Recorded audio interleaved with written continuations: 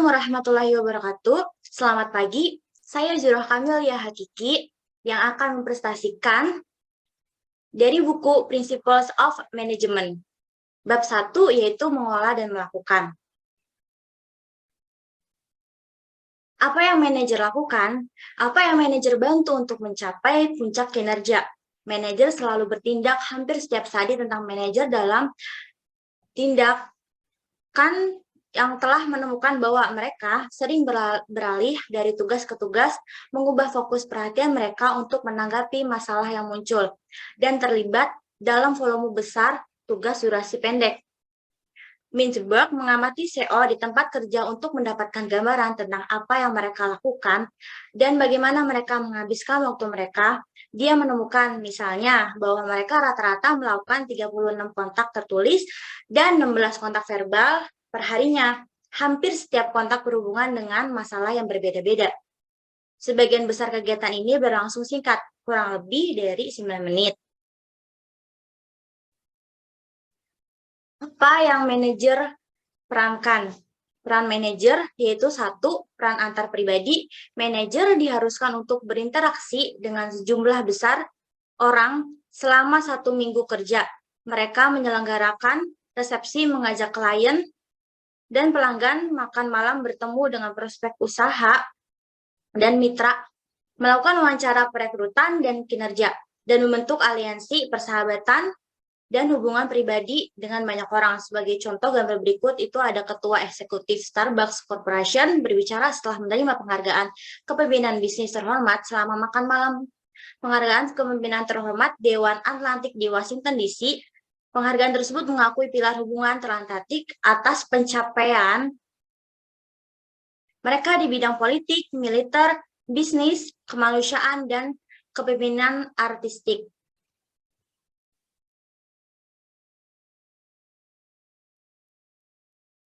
Peran informasi, manajer dituntut untuk mengumpulkan, menyusun, menganalisis, menyimpan, dan menyebarkan berbagai jenis informasi. Dalam melakukannya, mereka menjadi pusat sumber informasi, sering menyimpan sejumlah besar informasi di kepala mereka sendiri, bergerak cepat dari peran mengumpul ke peran penyebar dalam hitungan menit. Yang ketiga ada peran keputusan. Pada akhirnya, manajer dibebani tanggung jawab untuk membuat keputusan atas nama organisasi dan pemangku kepentingan yang berkepentingan di dalamnya. Keputusan tersebut sering dibuat dalam keadaan ambiguitas tinggi dan dengan informasi yang tidak memadai. Seringkali dua peran manajeral lainnya, interpersonal dan informasional, akan membantu seorang manajer dalam membuat keputusan sulit yang hasilnya tidak jelas dan kepentingannya seringkali bertentangan. Sebagai contoh, gambar di samping ada Presiden Otoritas Transit Metropolitan Negara Bagian New York memperbarui media tentang negosiasi perburuhan hari ini dengan Serikat Pekerja LIRR dalam perannya menegosiasikan kontrak baru dengan serikat pekerja. Ia harus mengambil beberapa peran manajeral. Karakteristik utama pekerjaan manajer. Manajemen adalah proses perencanaan, pengorganisasian, pengarahan, dan pengendalian kegiatan karyawan dalam kombinasi dengan sumber daya lain untuk mencapai tujuan organisasi. Tanggung jawab manajeral meliputi perencanaan jangka panjang, pengendalian, pemindahan lingkungan, pengawasan, koordinasi, hubungan pelanggan, hubungan masyarakat, konsultasi internal, pemantauan produk dan layanan. Tanggung jawab manajeral antara lain ada perencanaan jangka panjang, mengontrol, pemindahan lingkungan, pengawasan, koordinasi, hubungan pelanggan dan pemasaran, hubungan masyarakat, konsultasi internal, pemantau produk dan layanan.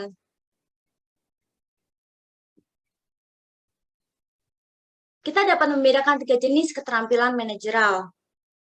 Yang pertama yaitu keterampilan teknis. Manajer harus memiliki kemampuan untuk menggunakan alat, prosedur, dan teknik bidang khusus mereka.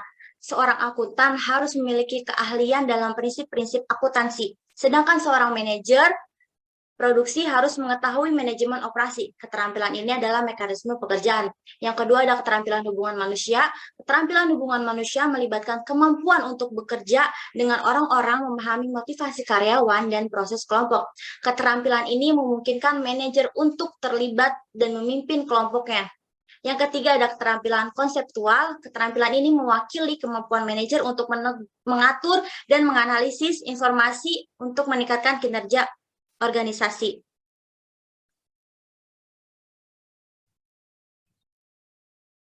Selanjutnya saya akan menjelaskan bab 2, pengambilan keputusan manajemen. Gambaran umum pengambilan keputusan manajerial, pengambilan keputusan adalah tindakan atau suatu proses berpikir melalui kemungkinan pemilihan atau memilih sesuatu. Penting untuk diketahui bahwa para manajer terus membuat keputusan, dan bahwa kualitas pengambilan keputusan mereka berdampak terkadang cukup signifikan pada efektivitas organisasi dan pemangku kepentingan. Stakeholder adalah semua individu atau kelompok yang dipengaruhi oleh suatu organisasi, seperti pelanggan, karyawan, pemegang saham, dan lain-lain.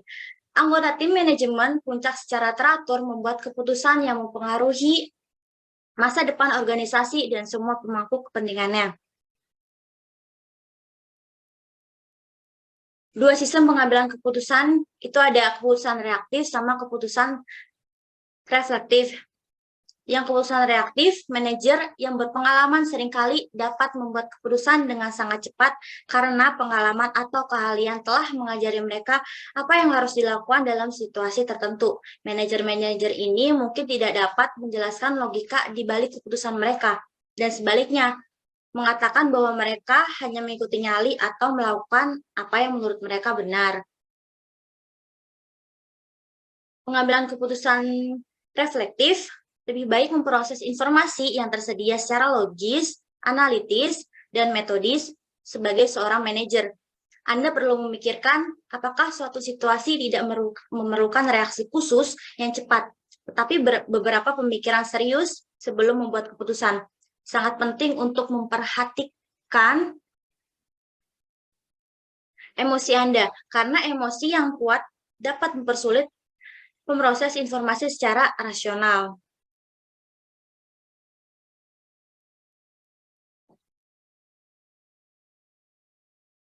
Keputusan terprogram dan tidak terprogram. Keputusan terprogram yaitu mereka yang diulang dari waktu ke waktu dan yang seperangkat aturan yang ada dapat dikembangkan untuk memandu proses.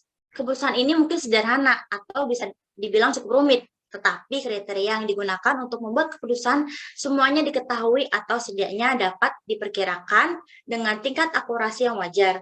Misalnya, memutuskan beberapa banyak bahan mentah yang akan dipesan harus merupakan keputusan terprogram berdasarkan produksi yang diantisipasi, stok yang ada, dan lamanya waktu pengiriman produk akhir yang diantisipasi. Yang kedua, keputusan tidak terprogram.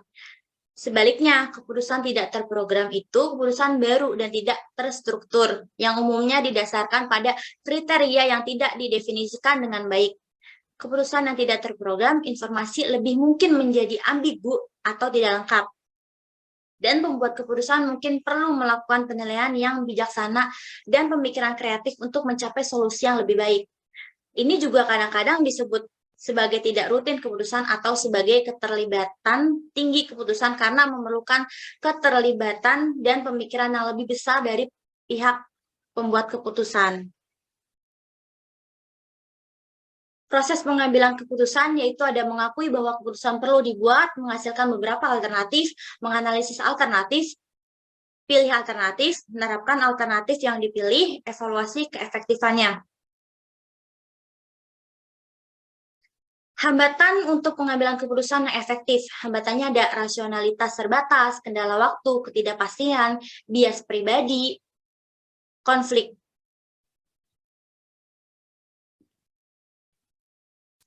Meningkatkan kualitas pengambilan keputusan, manajer cenderung lebih baik dalam pengambilan keputusan dengan waktu dan pengalaman yang membantu mereka membangun keahlian. Heuristik dan satisficing juga bisa menjadi teknik yang berguna untuk membuat keputusan terprogram dengan cepat. Untuk keputusan yang tidak terprogram, seorang manajer dapat meningkatkan kualitas pengambilan keputusannya dengan memanfaatkan berbagai teknik lainnya. Manajer juga harus hati-hati untuk tidak melewatkan langkah-langkah dalam proses pengambilan keputusan, melibatkan orang lain dalam proses di berbagai titik, dan menjadi kreatif dalam menghasilkan alternatif.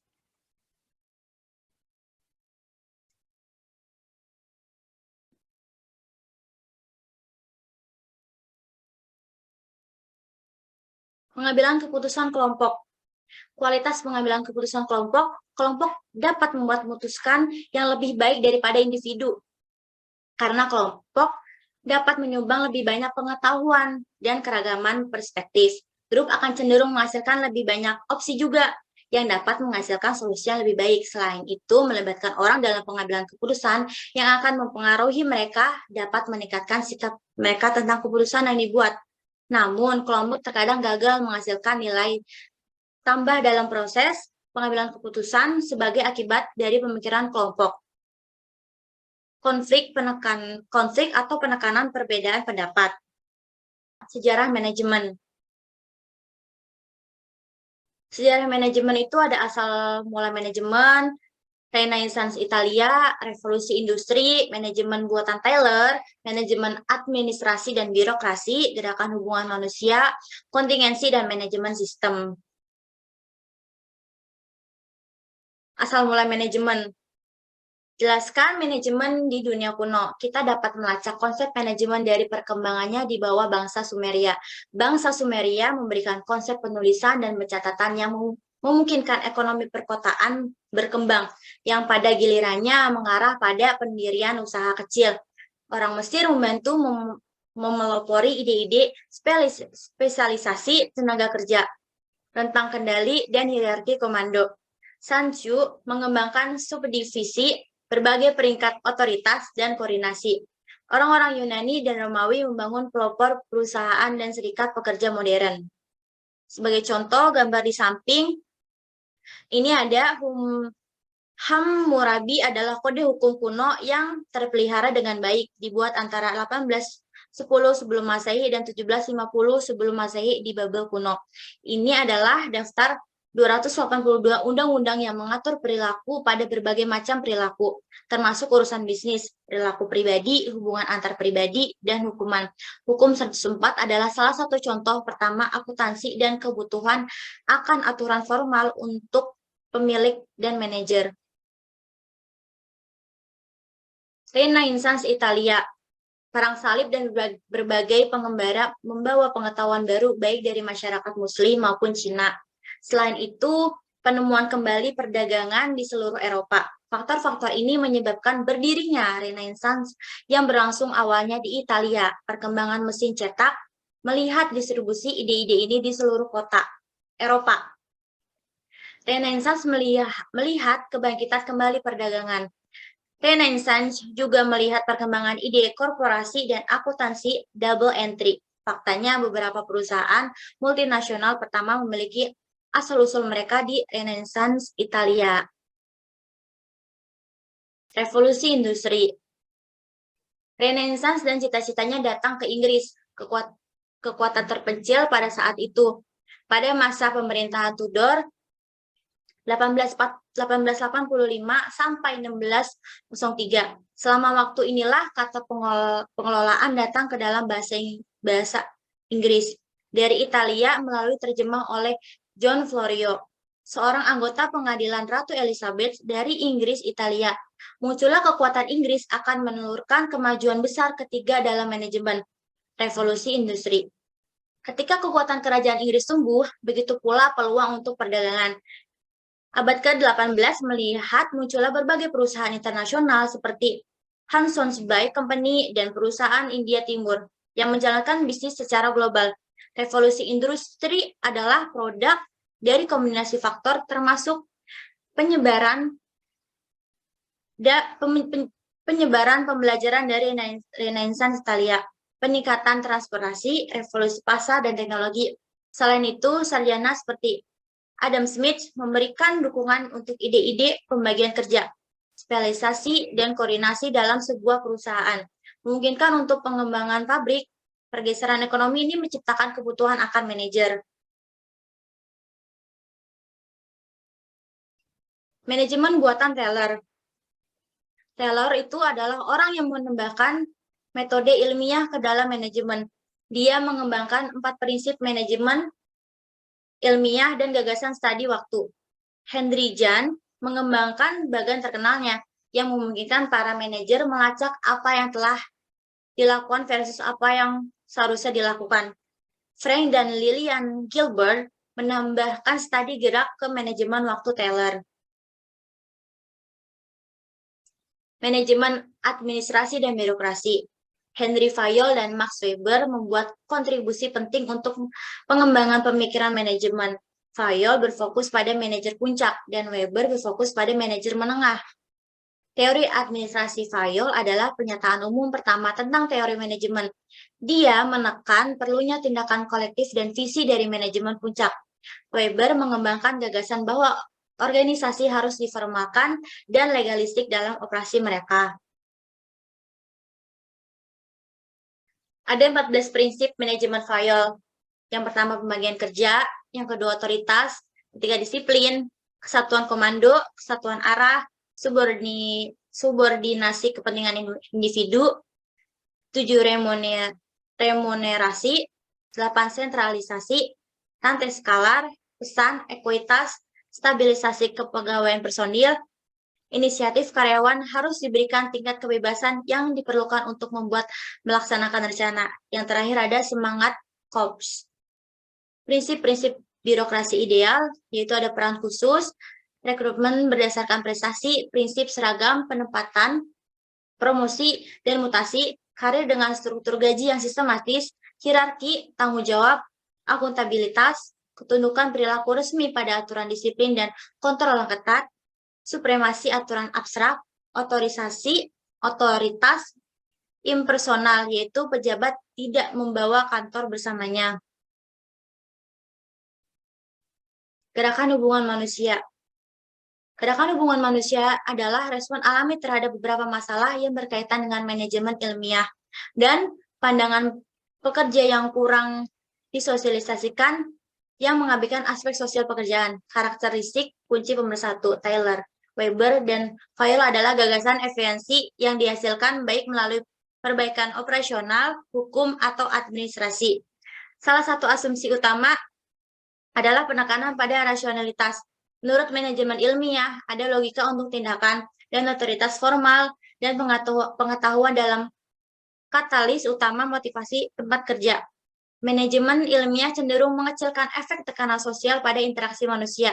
Gerakan hubungan manusia meningkatkan manajemen ilmiah karena mengakui bahwa sikap, persepsi, dan keinginan masyarakat berperan dalam kinerja tempat kerja mereka. Dengan pengakuan ini, misalnya para manajer mulai menyadari bahwa menyelesaikan perselisihan lebih sulit daripada pendekatan manajemen ilmiah yang dijelaskan.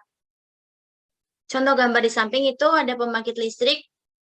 Hawthorne meneliti efek perbedaan kondisi kerja, seperti waktu frekuensi istirahat terhadap produktivitas.